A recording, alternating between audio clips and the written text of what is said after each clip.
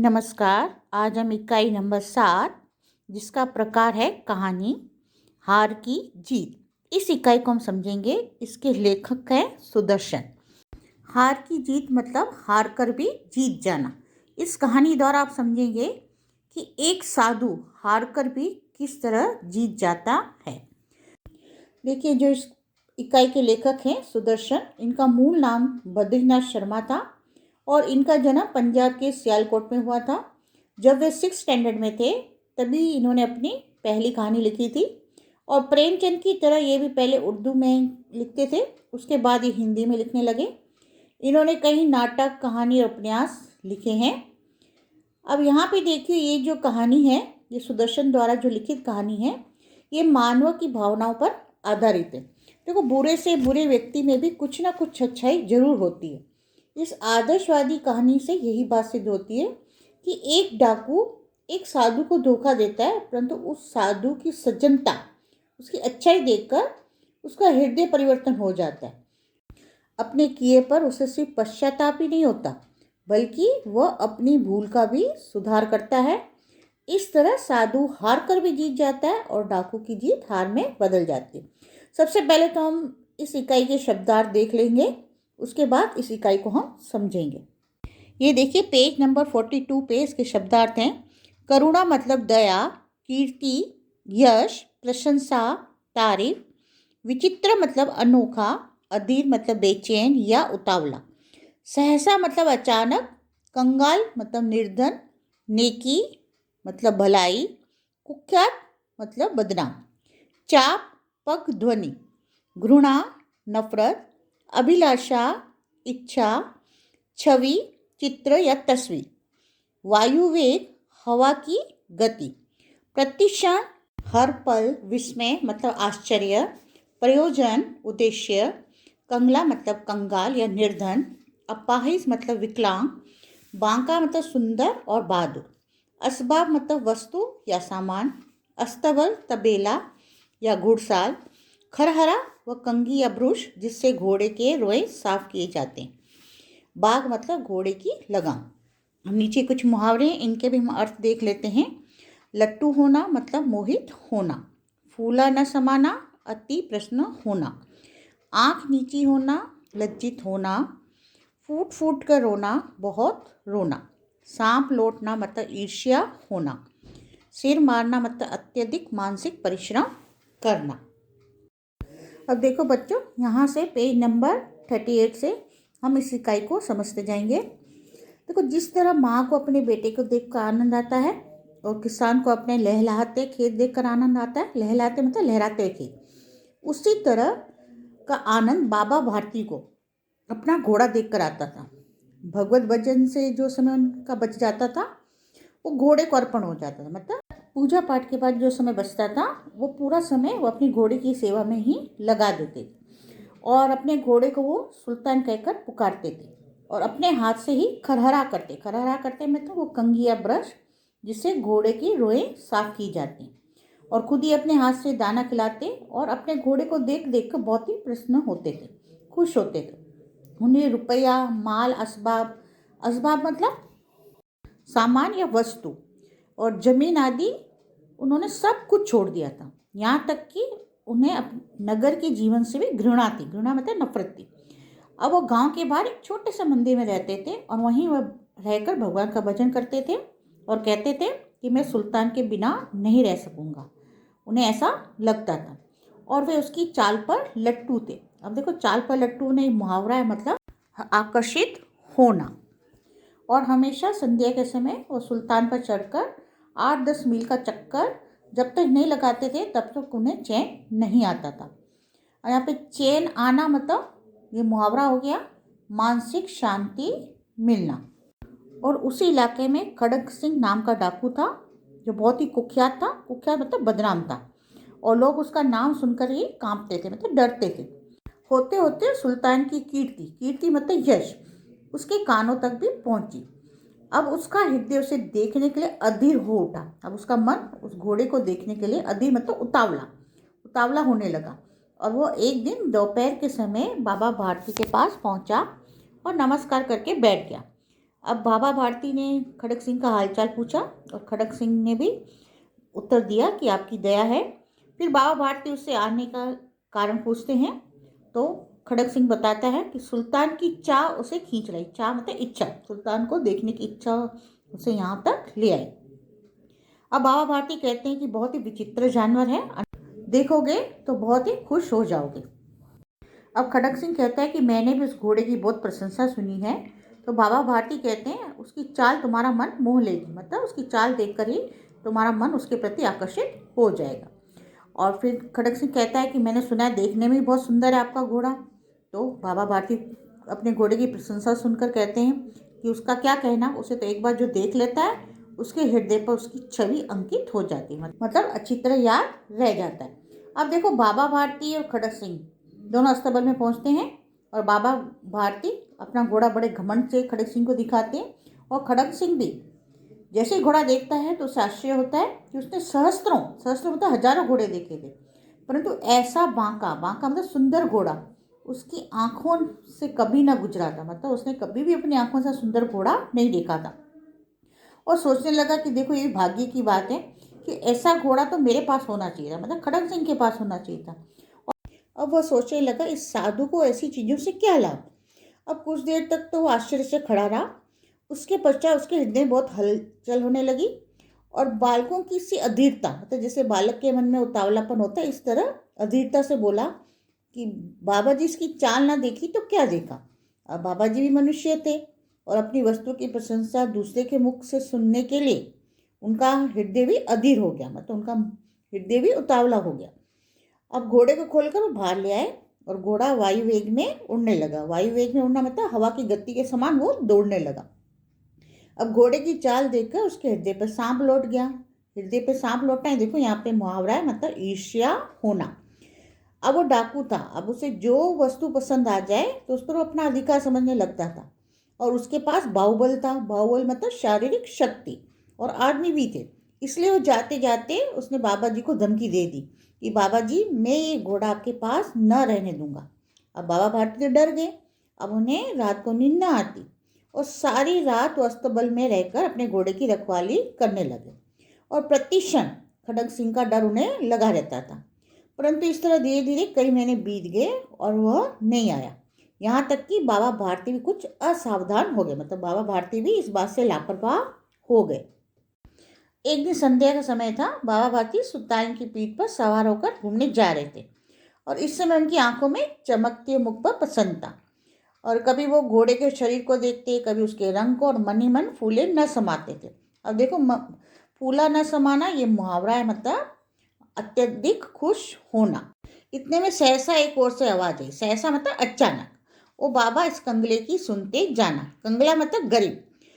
तो आवाज में करुणा थी, दया थी। तो बाबा ने एकदम ऐसी आवाज सुनकर अपने घोड़े को रोक लिया और देखा कि एक अपाहिज मतलब विकलांग वृक्ष की छाया में पड़ा कराह रहा था। कराहना मतलब दर्द भरी आवाज मुंह से निकालना।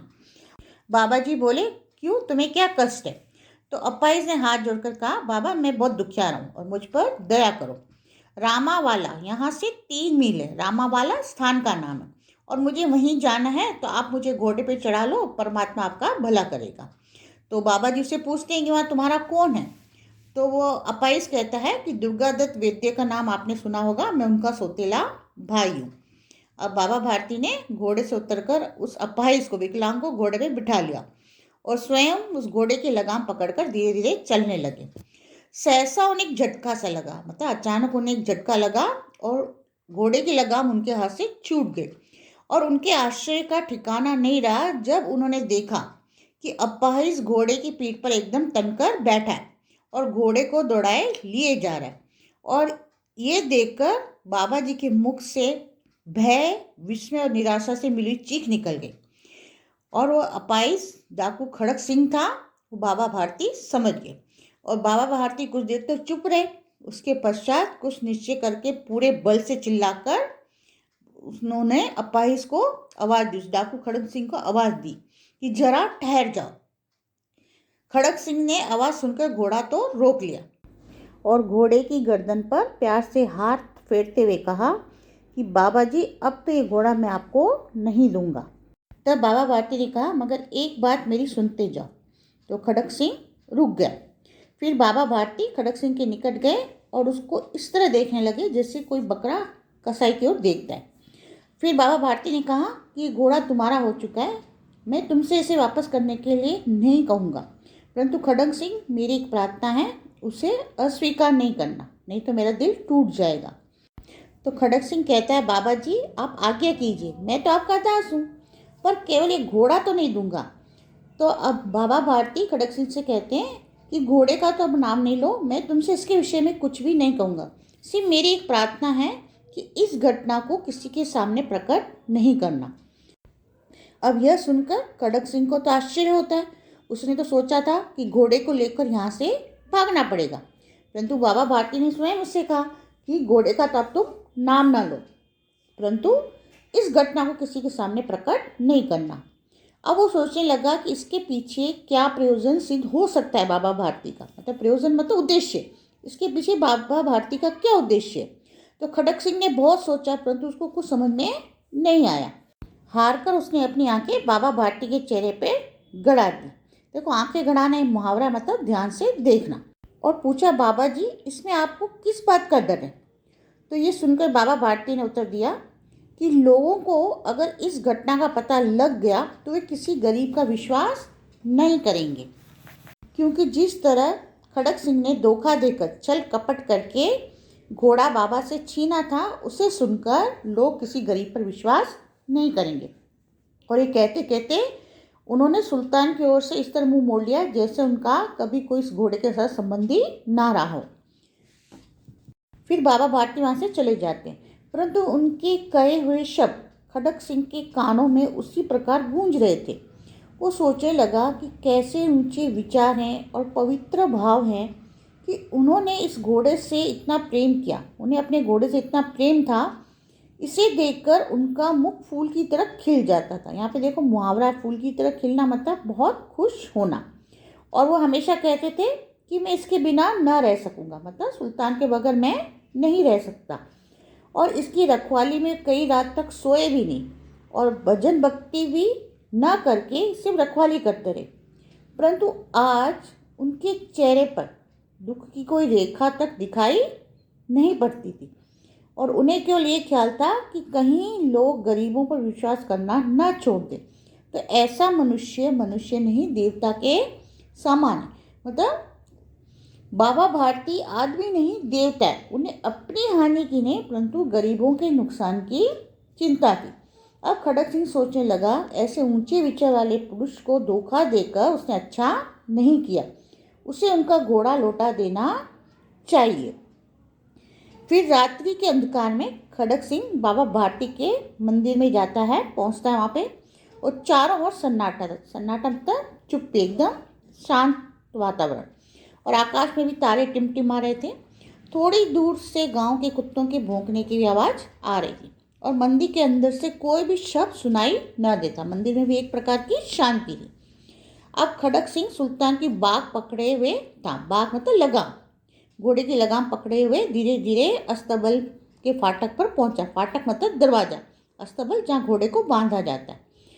और फाटक मतलब दरवाजा खुला पड़ा था और किसी समय जहाँ बाबा भारती स्वयं लाठी लेकर पहरा देते थे, परंतु आज उन्हें वहाँ पे किसी की चोरी या डाके का कोई भी भय नहीं था, क्योंकि बाबा भारती जानते थे कि उनका घोड़ा खड़क सिंह धोखा देकर उनसे छीन ले गया। अब रात के अंधेरे में खड़क सिंह सुल्तान को चुपचाप अस्तबल में उस स्थान पर बांध आता है जहाँ पहले बाबा भारती उसे बांधते थे, और चुपचाप वहाँ से निकलकर अस्तबल का फाटक वो बंद कर देता है। अब इस समय जब निकला तो उसके आंखों में से नेकी के आंसू निकल रहे थे। नेकी मतलब भलाई, क्योंकि उसने एक बहुत ही अच्छा काम किया था, तो इसलिए उसके आंखों में से जो आंसू निकल रहे थे वे नेकी के आंसू थे। अब देखो, रात्रि का तीसरा पहर बीत चुका था और चौथा पहर जैसे प्रारंभ हुआ तो बाबा भारती उठ गए और अपनी कुटिया से बाहर निकले और ठंडे जल से उन्होंने स्नान किया। और उसके पश्चात इस प्रकार जैसे कोई स्वप्न में चल रहा हो, सपने में चल रहा हो, उनके पांव अस्तबल की ओर बढ़ने लगे। परंतु अचानक जब फाटक पर पहुंचे तो उन्हें अपनी गलती का एहसास हुआ और वे वहीं रुक गए। उन्हें बहुत निराशा हुई क्योंकि उन्हें तो ऐसा लग रहा था कि अस्तबल में उनका घोड़ा नहीं है। उन्हें ये नहीं पता था कि रात के अंधेरे में खड़क सिंह चुपचाप अस्तबल में उनका घोड़ा बांध गया है। अब जैसे ही घोड़े ने अपने स्वामी के पाँवों की चाप को सुना, पाँवों की चाप मतलब पाँव की आहट, तो घोड़े ने अपने मालिक को पहचान लिया और जोर से हिन हिनाया।